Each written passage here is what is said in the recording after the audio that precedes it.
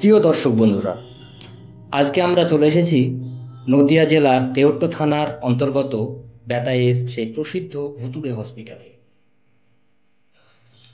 2008 সালে Remal group of ইন্ডাস্ট্রিজের উদ্যোগে তৈরি হয় র্যামেল হেলথ ডেস্টিনেশন নামের এই হসপিটালটি। এটি নদিয়া ও মুর্শিদাবাদ জেলার সংযোগস্থল বেতাইয়ের এক প্রত্যন্ত এলাকায় স্বল্প ব্যয়ে সাধারণ মানুষকে উন্নত স্বাস্থ্য পরিষেবা দেওয়ার উদ্দেশ্যে তৈরি করা হয়েছে।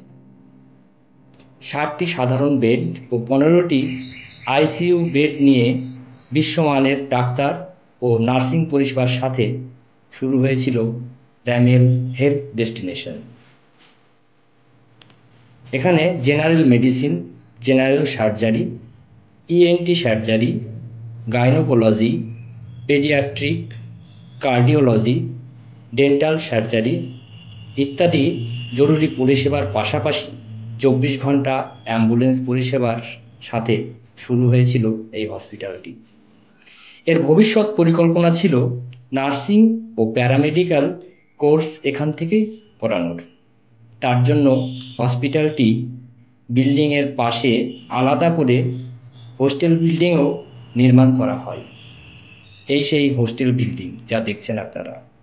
কিন্তু পরবর্তীতে পশ্চিমবঙ্গ সরকারের চিটফান্ড বিরোধী পদক্ষেপে যাত্রার অবসান ঘটে র্যামেল গ্রুপ অফ ইন্ডাস্ট্রিজের এবং সেই সঙ্গে এই র্যামেল হেলথ ডেস্টিনেশনের।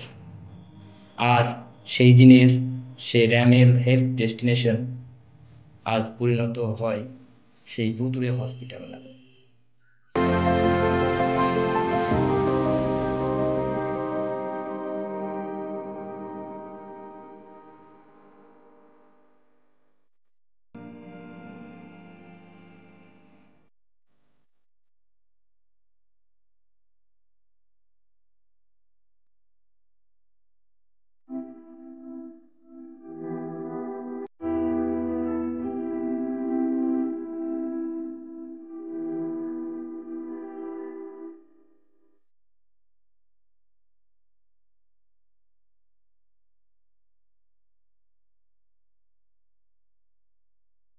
তা বন্ধুরা, আজকের ভিডিও এই পর্যন্তই।